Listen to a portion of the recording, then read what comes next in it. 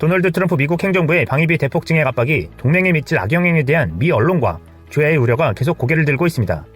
특히 미국 우선주의와 신고립주의를 내세워 동맹보다 돈의 가치를 중시해온 트럼프 대통령의 과도한 방위비 공세가 주한미국 감축, 철수의 구실로 활용될 수 있다는 경계심도 사그라지지 않고 있습니다. 일각에서는 주한미국 감축론과 맞물려 자칫 핵무장론 등이 제기될 가능성이 있다는 관측도 제기됐습니다.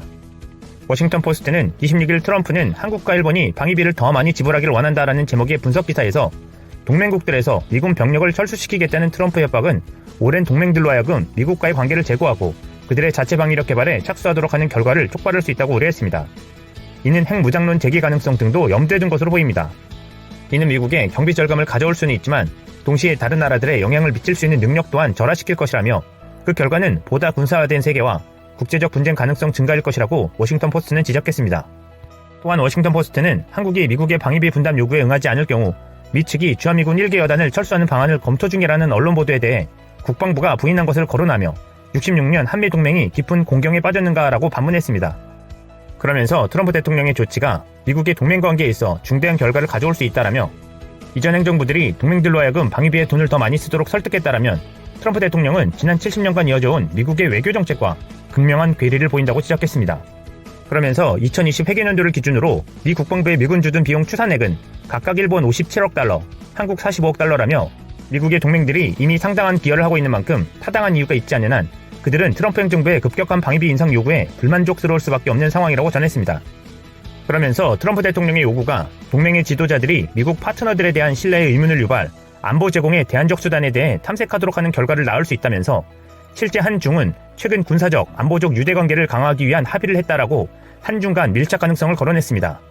지난달에는 사드 배치 여파로 중단됐던 한중 국방전략대화가 5년 만에 재개됐고 이달 12일에는 국방부 관계자가 중국과의 다양한 군사협력이 복원되고 있다며 해군 함정의 상호 방문을 내년부터 재개하는 방안을 추진 중에 있다고 전했습니다. 그리고 지난 17일 태국에서 열린 제6차 아세안 확대 국방장관 회의에 참석한 후 이뤄진 한중 국방장관 회담에서 한반도 비핵화와 평화 정착을 위한 한국 정부의 노력과 더불어 북중 정상회담 등 고위급 대화를 통해 중국이 보여준 노력을 높이 평가했다라며 동북아의 평화와 안정을 위해 양국 간 전략적 소통을 강화해야 한다는 점에서 인식을 같이 했다라고 우리 국방부가 설명한 바 있습니다. 지한파 미국 언론인으로 꼽히는 도널드 커크도 인터넷 매체 데일리 비스트에 실은 트럼프는 한국과 일본을 배신할 준비가 돼 있는가라는 제목의 기사에서 한국과 일본의 방위비 분담금에 대한 트럼프 대통령의 어마어마한 인상 요구는 그가 동맹 영토에서 대규모 미군 철수를 열망하고 있다는 두려움을 촉발했다고 보도했습니다. 그는 미국이 동맹을 깰 경우 북한이 더욱 군사적 우위에 놓일 수 있다며 이 경우 전 세계는 미국과의 동맹의 가치에 대해 그리고 국가적 핵무기 프로그램의 필요성에 대해 어떠한 결론을 내릴 것인가 라면서 미국의 핵 비확산 노력에 대한 종지부로 이어질 수 있다고 우려했습니다.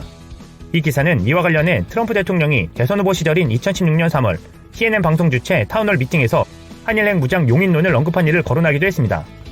빅터차 전략국제연구소 한국석자는 동맹에 대한 트럼프 대통령의 몰이해를 들어 한국, 일본과의 방위비 협상에 대해 끝까지 밀어붙이는 것에 대해 두려워하지 않는다. 자신이 모든 지렛대를 갖고 있다고 믿기 때문이라며 그들이 지불하기를 원하지 않는다면 그는 그들을 철수시킬 것이라고 말했습니다. 전직 국방부 관리인 벤 잭슨도 트럼프 대통령이 동맹의 안보적 가치를 이해하지 못한 채 오로지 금전적 보상만을 추구한다라고 지적했습니다. 커크는 별도 인터넷 매체 기고문에서도 트럼프 대통령의 방위비 압박과 관련 한일 양 동맹국들로부터 급격히 미군을 감축하기 위한 구실을 찾고 있는 것이라며 이론을 제시하며 이 이론에 따르면 그가 계속해서 한일이 제공하는 액수보다 훨씬 더 많은 금액을 요구한다면 아마도 그는 미군 철수에 대한 완벽한 핑계거리를 확보하게 될 것이라고 주장했습니다. 이렇게 미국에서도 트럼프의 동맹론 무지를 비판하고 방위비 압박을 막아야 한다는 목소리가 점점 커지고 있습니다. 그럼에도 지금처럼 트럼프 정부가 국제사회의 시선을 아랑곳하지 않고 방위비 분담에서 한국 정부를 몰아붙이는 이유는 현재의 한미동맹 구조 속에서 미국 측의 승산이 있다는 계산의 결과로 보입니다. 또한 트럼프가 내년도 대통령 재선에서 미군의 해외 주둔 경비에 대폭 삭감을 내세우려고 한국을 희생양으로 삼아 해외 파병 주둔 관련 정책에서 성공 사례를 만들어 재선에 성공하려는 속셈인 것으로 추정되고 있습니다. 미국은 기존의 방위비보다 5배 이상의 금액인 50억 달러를 요구했습니다. 이 금액은 트럼프 대통령이 직접 제시한 금액인데요. CNN에 따르면 트럼프의 제안에 놀란 미 당국자들은 이를 47억 달러로 낮추도록 설득한 뒤 이 47억 달러를 정당화하기 위한 근거를 끼워 맞췄다는 것입니다. 또한 미 국방부 당국자들이 이 터무니없는 대통령의 요구에 괴롭다고 토로했다는 사실도 보도했습니다. 그리고 결국 19일 방위비 협상 회의에서 양측의 의견이 강하게 충돌하면서 협상은 1시간 반 만에 결렬되었습니다. 그렇다면 미국이 왜 이렇게 방위비를 극단적으로 제한했을까요? 이에 대한 흥미로운 분석 두 가지가 있어 소개해보겠습니다. 첫 번째, 트럼프의 상황. 트럼프는 현재 우크라이나 스캔들에 탄핵 전국에 빠져 있습니다. 또한 북한과의 협상 또한 자신의 공이라고 지금까지 지켜 세웠지만 18일 북한 외무성은 김정은 위원장에게 다시 만나자는 트럼프의 트위터에 흥미없다고 대답하며 만남을 거부당했습니다. 사실상 북한과 모든 게 좋다는 트럼프의 말은 완전히 자승자박이 된 셈이죠. 이러한 상황에서 트럼프 대통령은 내년 11월 대선에서 재선까지 노리고 있습니다. 따라서 현재 트럼프의 상황으로 따져보면 가장 압박받는 사람은 다름 아닌 트럼프 자기 자신이라는 것입니다. 실제로 트럼프 입장에서 미국 내 정치 상황은 위기에 빠져 있습니다. 예를 들어 지난 16일에는 트럼프 대통령이 선거 지원 유세까지 해줬지만 공화당 강세 지역인 루이지애나 주지사 선거에서 공화당이 패배했습니다. 또한 지난 5일 실시된 4개 주 지방선거에서도 켄터키 주지사를 포함해 3곳에서 모두 공화당이 패배했습니다. 따라서 트럼프 대통령은 분위기를 반전시킬 수 있는 실적이 매우 필요한데요. 이를 위해 한미연합 공중훈련도 연기하며 김정은 위원장에게 빨리 행동에 합의를 이루자고 이야기하고 있다는 것이죠. 또한 미국의 경비 부담 축소를 외교 성과로 내세우기 위해 한국과 일본 그리고 나토 회원국까지 방위비를 압박하고 있다는 것입니다. 두 번째, 한일 갈등을 이용하는 트럼프. 미국 고위 관리는 오는 23일 종료가 예정된 지소미아의 연장을 위해 일본과 한국을 잇따라 방문했습니다. 동시에 한국에서는 방위비 분담금 협상 카드를 내놨습니다. 지소미아와 함께 방위비를 거론하는 것은 한일 양국의 갈등 상황을 이용하겠다는 목적이 있는데요. 왜냐하면 미국이 일본에 가서는 한국에게 지소미아 연장을 위해 압박해줄 테니 그 대신 일본은 방위비 인상을 검토하라는 뉘앙스이기 때문입니다. 또한 한국에게는 지소미아 연장을 요청했지만 일본의 태도 변화가 없기 때문에 한국이 지소미아를 연장하기 힘들 것이란 걸 분명 미국도 잘 알고 있습니다. 그러므로 지소미아 연장 요청과 함께 분담금 인상을 동시에 협상 테이블에 올린다면 미국의 요청을 한국이 계속해서 거절하기 힘든 상황이므로 어쨌든 미국 입장에서는 득이 되는 논리라는 셈이죠. 한편 미국 내에서도 이러한 분담금 인상에 비판이 거세지고 있는데요. 그레이스 맥 민주당 하원 의원과 빌 패스크렐 하원 의원 그리고 애덤 스미스 하원 군사위원장과 미 싱크탱크 헤리티지 재단까지 모두 이런 공격적인 협상 전략은 한미 동맹의 가치가 과소평가되게 만들며 이는 결국 미국의 안보와 경제적 이익을 해칠 것이라고 밝혔습니다. 21일 일부 언론사는 트럼프 대통령이 한미 방위비 분담금 특별협정 협상에서 한국이 미국의 요구에 응하지 않을 경우 주한미군 한 개 여단을 철수하는 방안을 검토하고 있다고 보도했습니다. 하지만 국방부 부대변인에 따르면 이는 미국 정부의 공식 입장이 아니며 마크 에스퍼 미 국방장관 또한 주한미군이 한반도에 계속 주둔할 것이라는 입장을 되풀이했다고 전했습니다. 그렇다면 이들의 주장을 차치하더라도 실제로 주한미군이 한국에서 철수할 수 있을까요?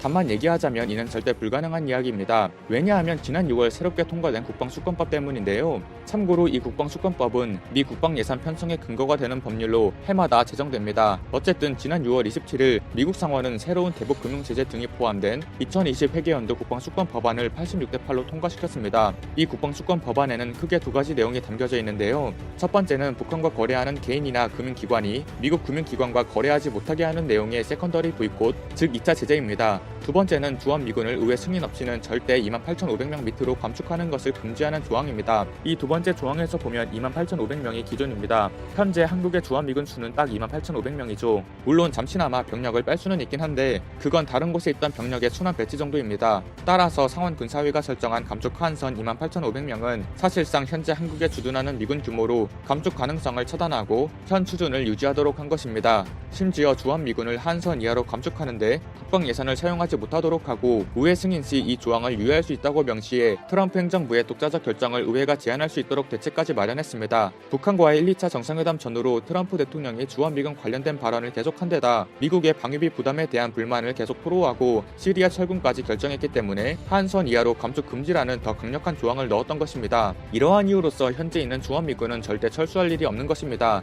또한 로이터 통신에 따르면 현재 베트남을 방문 중인 에스퍼 장관은 주한미군 철수와 관련된 보도에 대한 질문을 받은 뒤 나는 그런 말을 들어본 적이 없다면서 나는 항상 언론을 통해 거짓이나 부정확한 내용 또는 과장된 내용의 기사를 접한다고 답했습니다.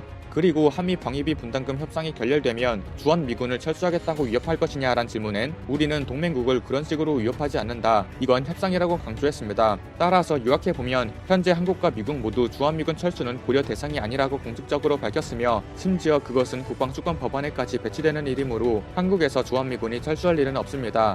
변화바튜브 오늘 한일 북한의 핵무기를 사용했을 때 가상 시나리오로 만든 영화의 일부분입니다. 핵 보유국은 핵을 보유했다는 이유만으로 주변국의 전쟁 억제력을 갖는 강력한 무기입니다. 핵을 사용해서가 아니라 보유만 하더라도 군사 강국이 쉽게 침범을 못하기 때문입니다. 군 전문가들은 북한의 화성 15호가 게임 체인저가 될 것이라는데 이견이 없는 듯합니다. 북한의 대륙간 탄도미사일 ICBM급 화성 15호가 미국 본토 전역을 타격할 수 있다는 주한 미군의 공식 평가가 나온 이후로 미한 동맹은 여전히 북한의 위협에 직면해 있다고 밝혔는데요.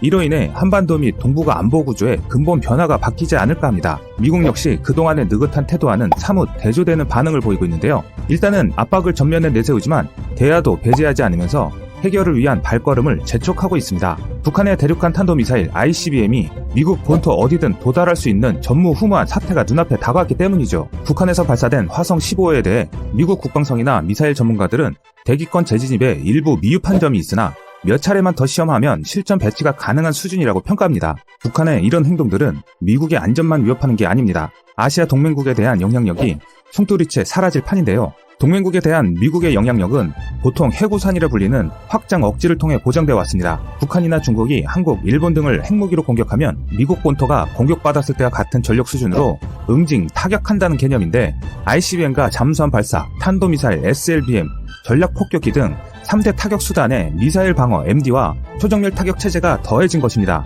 이것이 한미 동맹의 해구산 기본 개념입니다. 그럼 왜 일본은 군사 강국으로 거듭나길 그토록 애를 쓸까요?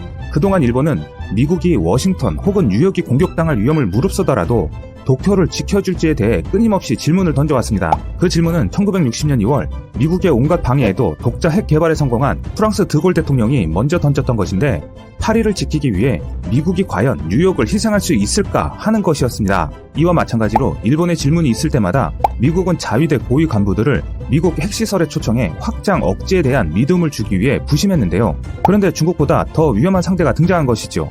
바로 북한입니다. 북한은 최근 활발히 활동하는 핵 국가일 뿐 아니라 미국의 확장 억지력을 무력화해 미일 공조의 약화와 한미 동맹으로부터 한국의 이탈 디커플링을 촉진하는 것이 핵미사일 고도화의 전술적 목표라고 공공연히 밝혔습니다. 한국과 일본이 디커플링이 되고 나면 어떤 일이 벌어질까요? 북한의 핵 독트린이 자의적 핵 보유 노선인 최소한 억지 이론에서 한정적인 핵 사용을 정당화하는 한정핵 이론으로 바뀔 가능성이 높다는 것입니다. 북한은 지금까지 적의 침략을 격퇴하고 보복하는 용도로만 핵을 사용한다는 최소한 억지 독트린을 내세웠으나 최근 전면전 상황을 가정하지 않더라도 주일 미군 기지 등에 대한 정밀 타격 등에 한정적으로 핵을 사용한다는 것이 가능하다는 공격적 핵 독트린으로 이동하는 모습을 보여왔습니다.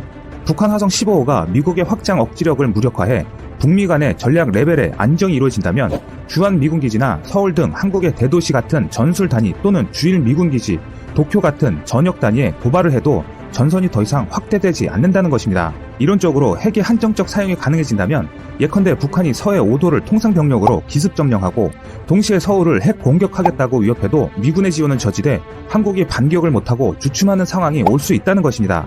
물론 아직은 이론적 가정이긴 하지만 전문가들 중에는 기존 안보 구조의 변화가 불가피하다는 주장인데요. 이런 상황이 되면 한국과 일본은 원하든 원하지 않든 독자 핵무장으로 갈 수밖에 없다라는 전망입니다. 그렇다면 한국은 핵무장국에 들어설 수 있을까 하는 건데요. 한국의 핵 잠재력은 그동안 잘 알려지지 않았습니다. 그런데 2015년 4월 미국의 저명한 핵 군축학자 찰스 퍼거슨에 의해서 그 실상을 공개했습니다.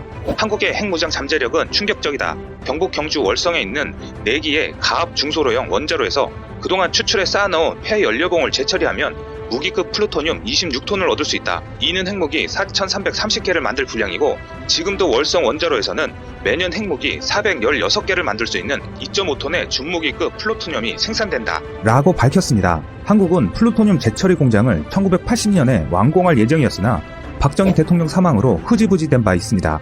지금이라도 결심만 하면 단순하고 속도가 빠른 재처리 시설을 4에서 6개월 내에 완공할 수 있고 수준 높은 한국의 핵처리 기술을 활용하면 초고속 전자 기폭장치도 쉽게 만들 수 있는 기술을 가지고 있습니다.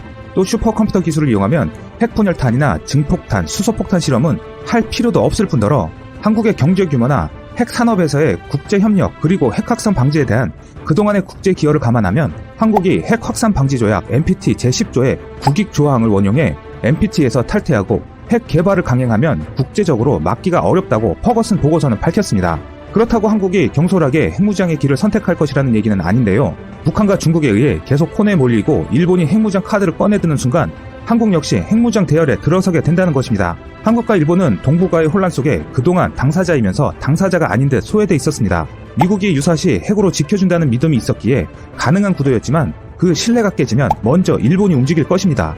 그동안 일본은 중국의 군사적 굴기와 미국의 쇠퇴 속에서 늘 기회를 엿봤다고 할 수 있는데 일본은 이미 도카이 지역에 핵 재처리 시설과 농축 시설을 보유하고 있습니다.